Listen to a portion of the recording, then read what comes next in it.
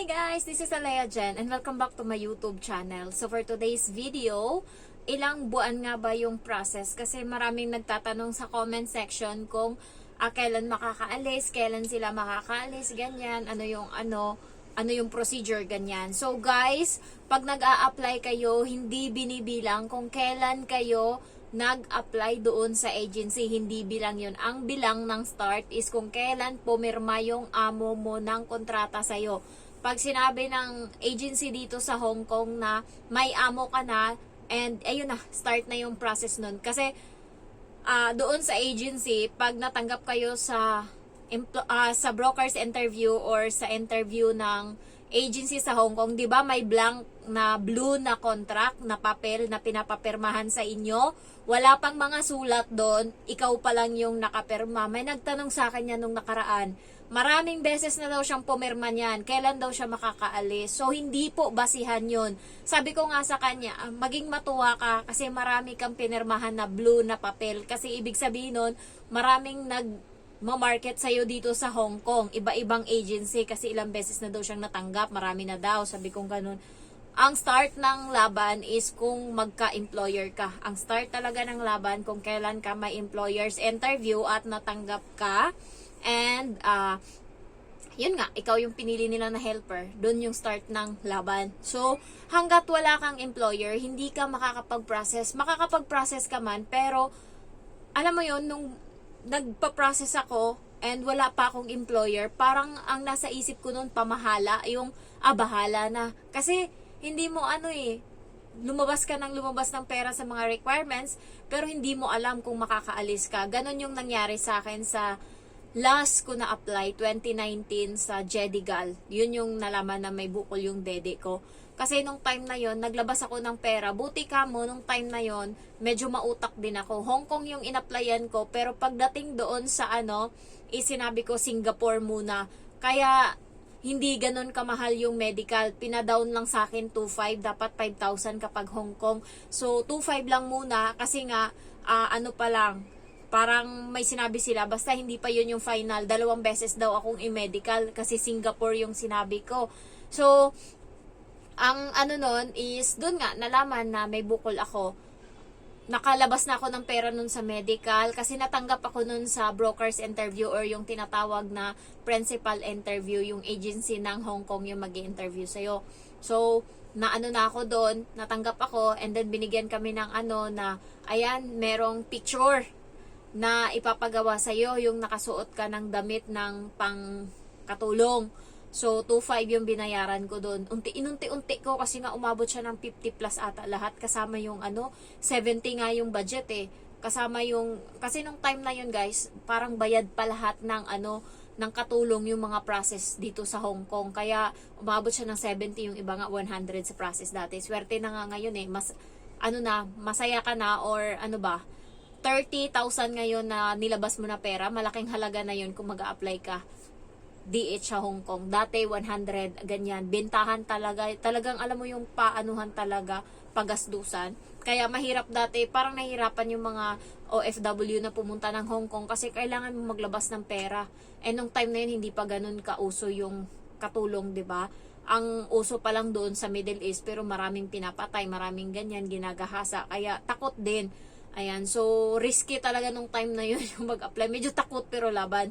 Nakalabas ako noon na nasa 5,000 na pera and wala akong napuntahan yun kasi nga hindi naman ako nagkaroon ng employer doon kasi na pending yung medical ko, yung process ko kasi yung medical ko is na pending, hindi siya natuloy kasi nga may bukol. So ako yung umatras noon, kinuha ko yung passport sa kanila nagpahinga muna ako, pinaoperahan ko din yung dede ko para matapos na din yung problema. So inabot ako ng 2023 na uli ako mag-apply. Wala na sana to sa utak ko kung hindi lang umalis yung kapatid ko, nagpunta ng Kuwait, and sa akin pinapadala yung pera every month. So, nainggit ako kasi umaabot ng 21,000 yung padala. Hindi ko yan nakikita sa Pinas kapag isahang buwan. Hirap na hirap ako magkaroon yan. Kaya sabi ko, why not to try Hong Kong? Hindi sana Hong Kong farmer sa Japan, kaso mahirap doon, mahirap makapasok, and may height limit, yun yung wala ako. 4'11 lang kasi ako. So, walang choice, Hong Kong.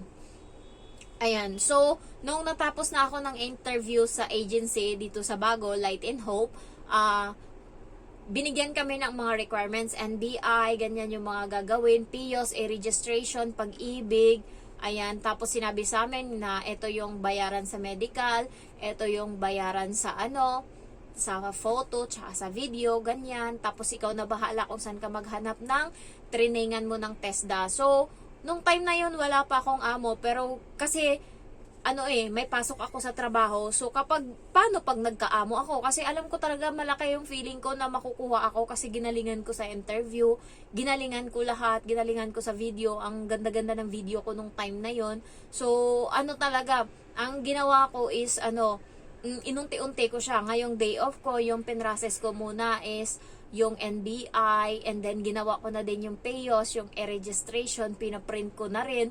Nag-ano na din ako ng picture na 1x1, tsaka 2x2, tsaka yung passport size ba yun? Ayan, so nagpaano na din ako nun, nagpagawa na din ako. So inunti-unti ko siya, tas nililikom ko lang siya sa folder ko. Tapos nagpaano na din ako, nung nagkapera na ako, nag-inquire agad ako, nagkaroon ako ng 5,000 sahod. So nag-inquire agad ako doon sa kakilala ng kaibigan ko kung magkano yung singil niya sa TESDA. Tapos nung sinabi ng ganun, nagpaano agad ako, nagpa-book. So habang wala pa akong employer is nag-training ako sa TESDA, and nung first day ata or second day ng training ko sa TESDA, yung sa kabila kong agency tumawag na yung amo daw is gusto ako. So pinirmahan na daw yung kontrata ko dito sa Hong Kong. Pero nga, yung ng time na yon, Friday yun nangyari, nag-training ako. So, ang nangyari kasi is, 5 silang adult and isang aso. So, lahat matatanda na. So, nag-worry ako sa aso kasi nagtingin ako paano alagaan yung aso. Hindi ko talaga masikmuran, hindi ko talaga kaya. Mas gusto ko bata, ayoko talaga ng aso. So, ginawa ko is, nagpipray ako kay God na sana bigyan pa ako ng iba pang choices kasi nga ayoko talaga. Yung heart ko is labag sa loob Pipirma man ako, umuo ako nun. Hindi na ako in-interview Umuo man ako, pero nagbabaka sakali pa na, Lord, sana meron pang choices, sana meron pa. And Sabado, Webes ako nag-training sa TESDA, nagkaroon Friday. Ayun, tumawag yung second day kasi yun ng TESDA, tumawag na meron na akong amo. So, nagpipray ako. And alam nyo ba, Sabado, nag-text sa akin yung agency dito sa Light in Hope. Jenny, babe, andito pa ata. Ay, wala. Ang cellphone ko pala is nandito. Pero nandito pa yung voice message niya. Sabi niya, Jenny, babe, meron kang employer's interview bukas, alas 2 ng umaga. Hapon. Sabi niya, ganto, ganyan, ready, ganyan. So, yun. Hindi pa sinabi sa akin kung sila, 3 yung bata o ganyan. Wala pang sinabi, basta ang sabi lang employer's interview. So, pinaghandaan ko yun and then nag-pray ako. Ayan. So, nung na-interview na nga ako and nalaman ko na isa lang yung bata, babae pa. Gusto ko kasi babae na bata. Tapos, 3 lang sila sa bahay. Ay, pinush ko talaga ng malala. Tapos nagpipray ako, sana ako yung Kasi nga nangingi ako ng sign kay Lord. Sabi ko, Lord, pagka natanggap ako dito sa pangalawa kong interview, bibitawan ko yung isa. Pero pag hindi ako natanggap doon sa pangalawang interview ko, itutuloy ko na yung una. Baka yun yung para sa akin. Sabi ko ganun. Tapos, guys, alas 2 ako in-interview, alas 5 ata yun, sinabi na sa akin na tinanggap na ako. Tapos hiningi niya na yung address ko sa Pinas, ganyan. Hindi ko binigay yung address ko sa Negros, sa Manila yung binigay ko. Dapat pala hindi ganon. Kapag gusto nyo guys na yung ticket nyo pag nandito na kayo sa Hong Kong is hanggang doon sa lugar kung saan kayo nakatira. Halimbawa, ako, galing akong Bacolod, kung tutuusin, dapat 2 beses yung anuhin ng amo ko sa akin. Bacolod to Manila, Manila to Hong Kong dapat na ticket. Pero dahil yung nilagay ko sa kontrata is Manila, so ang mangyayari ngayon is Hong Kong to Manila lang yung babayaran nila sa ticket ko. Ganun yung mangyayari.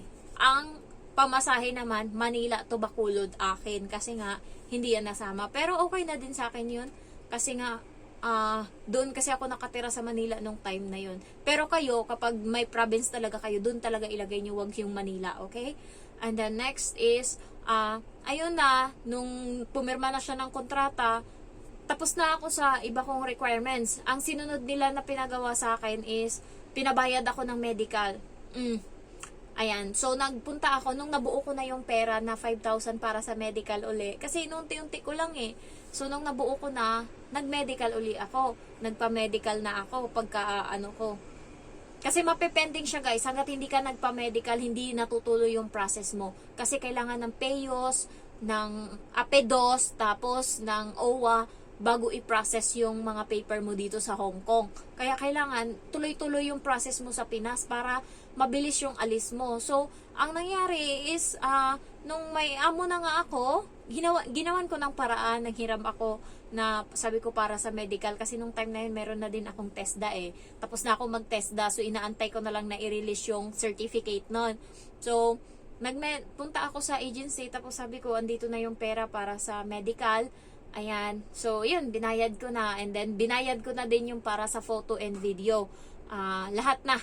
So tuloy-tuloy na yung process ko, nag-medical ako, tapos parang sunod na araw, nalaman ko na yung result. Tinanong ko yung yung agency, ma'am, anong result ko sa medical? Kasi natakot ako, baka mamaya may dun sa dugo ko, tsaka sa ihi ko.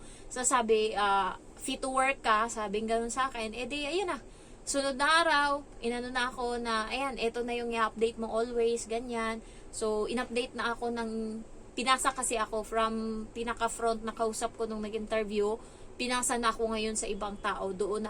Nandun na yung papel ko. So, hindi na ako pwedeng lahat ng concern ko doon. So, tinanong ko ngayon kung ano na yung susunod na process. Sabi, tinext ako na bukas magpipidos ka, gantong oras, alas 10. Ayan. So, yun, nagpidos ako. Pasok ako alauna, habang alas 10 sa bahay, is lumabas na ako kasi walang signal, and then nakinig lang ako doon sa sa may parkingan ng mga jeep. Doon ako nakikinig ng ng pidos. Ayan, and sunod nun is tuloy-tuloy na yung process ko, okay na lahat, napasa ko na yung mga requirements ko, wala nang kulang. Next is chinat ako, naman daw, OWA. Yun yung pinakalas, yung OWA. Pag may OWA ka na, ibig sabihin malapit-lapit ka na sa katotohanan. So, nung nag-OWA na ako, tinanong ko ngayon yung agency kung ilang weeks yung aantayin bago ako makaalis. Sabi kong ganon. Kasi tapos na wala na akong requirements na gagawin. Natapos ko na lahat. Yung mga, ba yun? Yung sa vaccine card ba yun? Back certificate, ganyan. Basta yung card. Tapos ko na lahat. Lahat as in. Tapos ko na. So, sabi ko, ilang na, tapos ko na din yung yung OWA ko, ilang weeks, sabi niya 2 weeks. Nung sinabing 2 weeks, parang yung tenga ko ba, kasi gusto kong umuwi ng Pinas. So, yung resignation ko sa company is 1 month yun.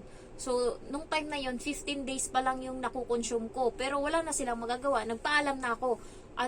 Nalaman ko na 2 weeks na lang, paalam agad ako sa boss ko. Sabi ko, hindi na kaya na umabot ng ng isang katapusan tong resignation ko.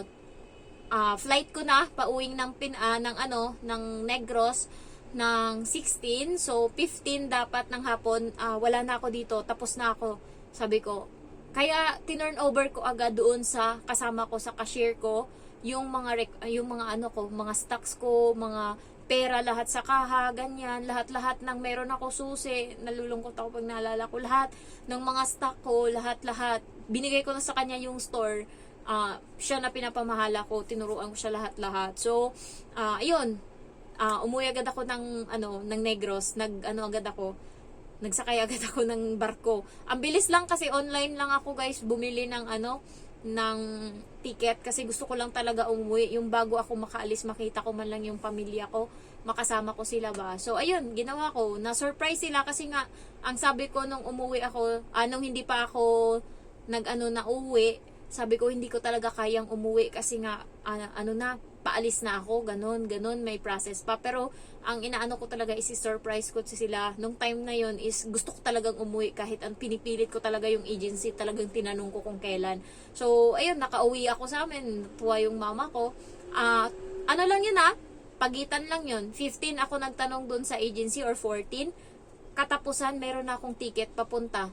May 2 ticket yung nakuha ko kasi yung unang ticket, yung flight niya is June 2, pabalik ng Manila.